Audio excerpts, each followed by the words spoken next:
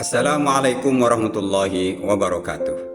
Pada kesempatan ini saya akan membahas tulisan lain terkait kolom bahasa saya di majalah Tempo, yakni isu matre. Kata ini sering dilabelkan kepada seorang gadis yang mata duitan. Mungkin hari ini kita tidak sering mendengar kata tersebut diucapkan. Kita menemukan kata lain seperti flexing yang sering dinisbatkan kepada pesohor yang menggunakan kekayaan untuk menunjukkan harta benda yang dimiliki. Kata matre berasal dari kata materi, yang berarti kebendaan. Dan pada waktu yang sama kita harus menelisik bahwa lema tersebut berasal dari kata material di dalam bahasa Inggris dan kata sifatnya adalah materialistik.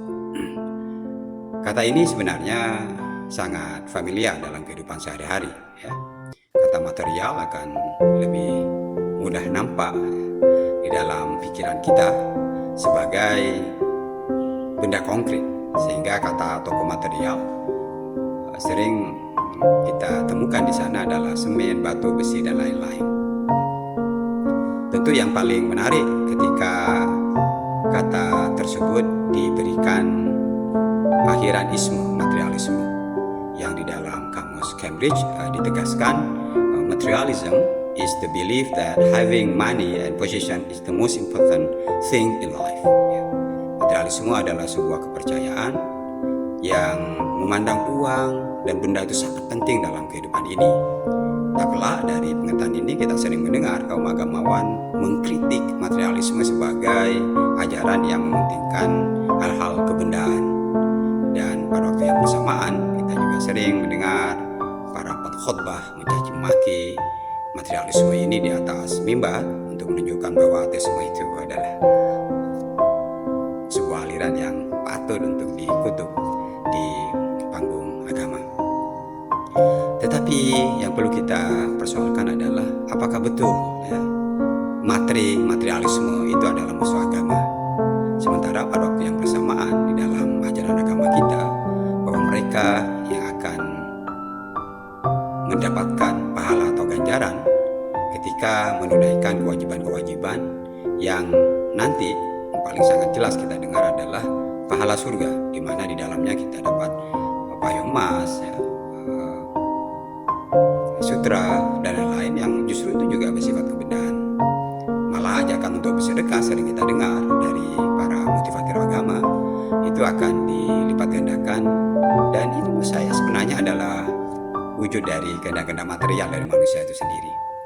Jadi persoalan yang muncul kemudian, siapa sebenarnya yang materi di dalam kehidupan ini?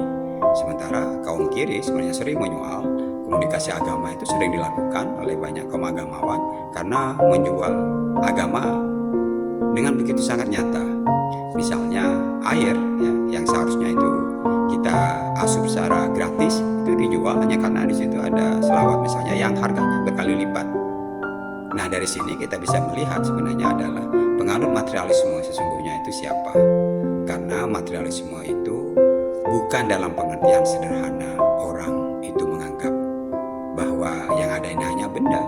Sebab hal-hal yang kita anggap ruh, spirit itu sebenarnya adalah kepanjangan dari manusia untuk meraih kesenangan-kesenangan hedonistik. Oleh karena itu, tulisan ini hendak menyodorkan bukan hanya soal kebahasaan terkait dengan materi, tapi soal ideologi cara kita melihat benda. Oleh karena itu, sudah waktunya kita mengubah cara kita melihat orang lain ketika kita tidak memahami sepenuhnya apa yang ada di dalam pikiran materialisme, misalnya tentang makna materi, matter itu sendiri. Dengan demikian, maka kita tidak lagi menyoal kebenaran orang lain, tetapi muhasabah diri, apakah keberagaman kita itu betul-betul lahir dari pemahaman yang utuh terkait dengan ajaran. Itu yang saya bisa sampaikan, mudah-mudahan bermanfaat. Assalamualaikum warahmatullahi wabarakatuh.